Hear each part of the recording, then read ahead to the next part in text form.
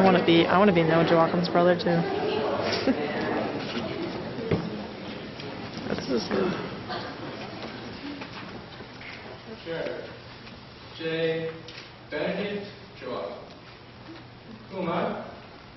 Do you know who I am? I know for a fact that a lot of you don't know who I am.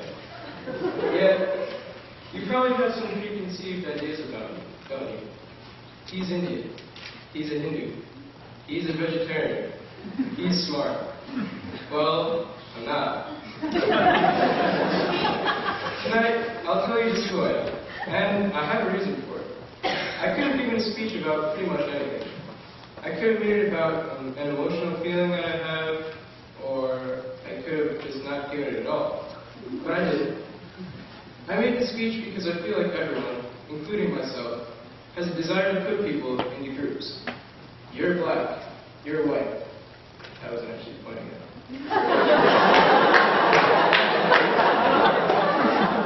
Well, as the saying goes, the world isn't black and white, and neither are we.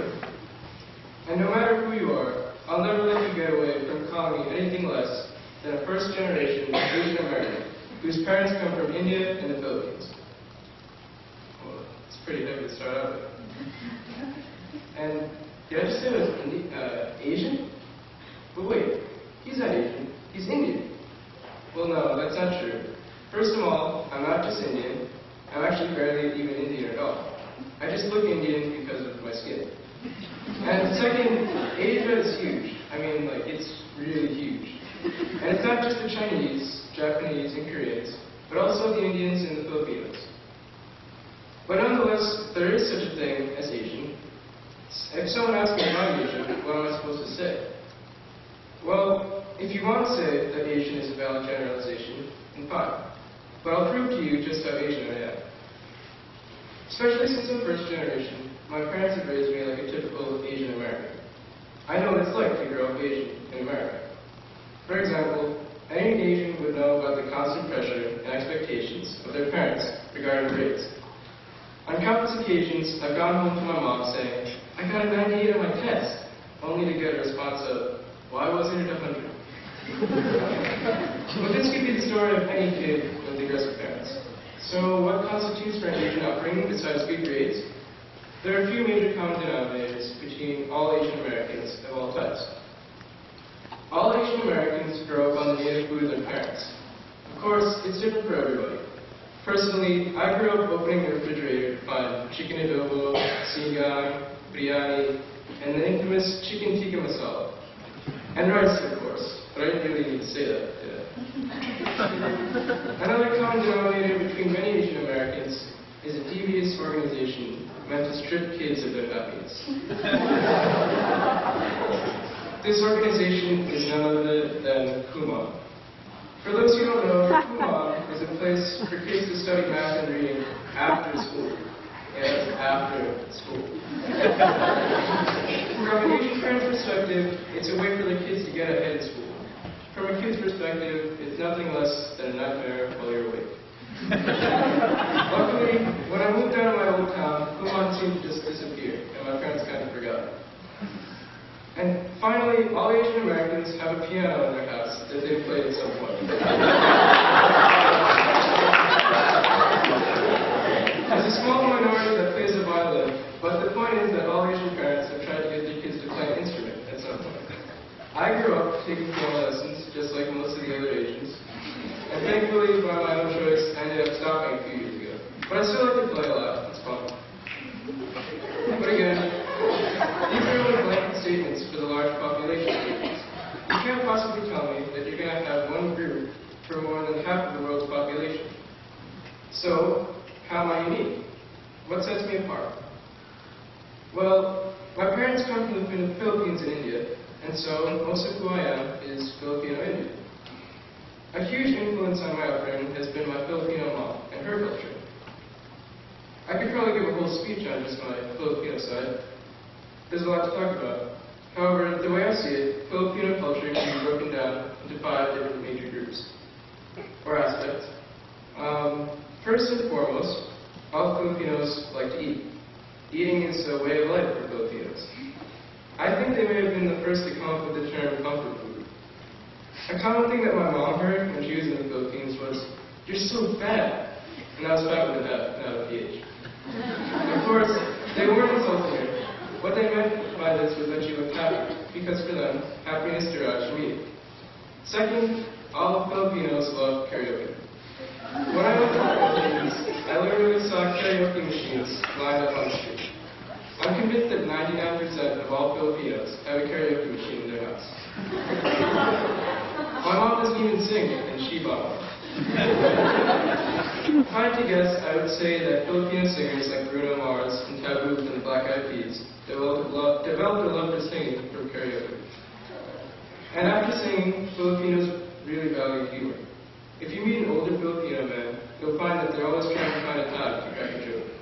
I have an endless amount of Filipino uncles who think that they're the funniest men alive.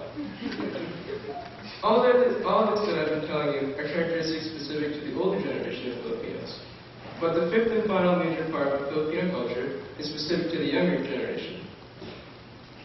Perhaps in an attempt to be cool, the younger generation of Filipinos has adopted hip-hop culture. And actually, compared to other Asians, they're pretty good with it. Though you may not notice, Filipino dancers are everywhere. The Jabberwockies, Super Crew, Shannon Davis. Most of these guys are Filipinos. All in all, Filipinos are a complex group, different from all other people living in Asia. My dad, on the other hand, is Southern Indian. I make that specification because Southern Indians are actually different from Northern Indians. They speak different languages and practice different religions. It kind of amazes me how oblivious people can be sometimes. You have no idea how many times people ask me, "Hey Jeremy, can you speak Indian?" And, "Oh Jeremy, is it okay if we have meat? We can get something else, maybe a vegetarian pizza." And even, "Jeremy, is it okay if we sing Christmas carols in class?"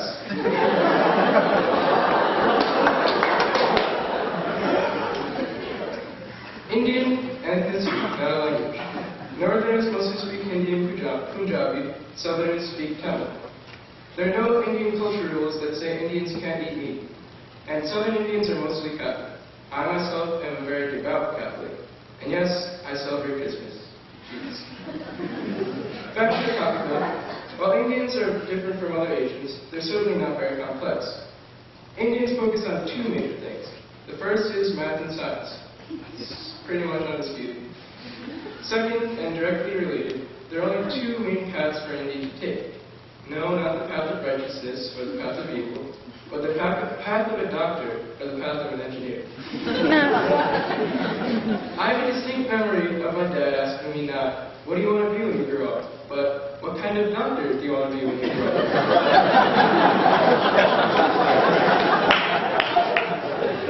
With a puzzled look, I told him, "I don't know, Dad. I'm only 5 years old." But I'm not my Indian dad. I'm not my Filipino dad. So these aren't necessarily all the qualities that define me.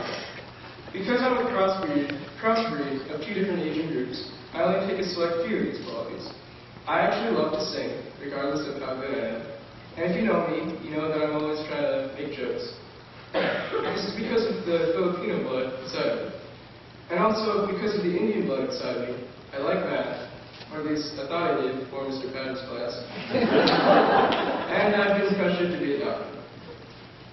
So after all this, you're probably bored and annoyed, thinking, what's the point? Why are you telling me this? Why should I care? Well, if you remember, the idea I started out this speech with was that we all have a desire to put people into groups that are based on appearances more than anything else. And whether we like it or not, we are all subjected to the consequences of being grouped in such a way. I, for example, am grouped by others as an Indian, despite the fact that I'm only partly Indian. And thus, at times, I'm forced to associate with the Indians. Kiss it a problem is. But I don't want you to call me Asian either. That's like calling me a person. It's so general that it doesn't really define me at all. But yet, why do we have to be put into one group in the first place? Do you want to know my biggest issue I have with this kind of grouping? I'm tired of not knowing which little bubble to fill in on those little standardized test forms. Am I American? I know I'm not just American. Am I Asian? I thought I was. Or wait, am I Indian? Or am I Pacific Islander? What in the world is Pacific Islander? I guess I just prefer not to say. But that's not true. I do prefer to say. I'm proud of who I am. And if you don't know, I'll remind you constantly of just who I am. Like I said before, I'm an Asian American whose parents are Filipino and Indian, and nothing less. So why can't I just mark all four? The reality is, there's no reason why you can't mark 4 bubbles if that's what you want. That's all I'm trying to say here. Don't tell me to be one part of one group, because I'm not. People aren't so black and white. And it's not just me either. The same goes for you. Do you really want to be known for only one of your many qualities?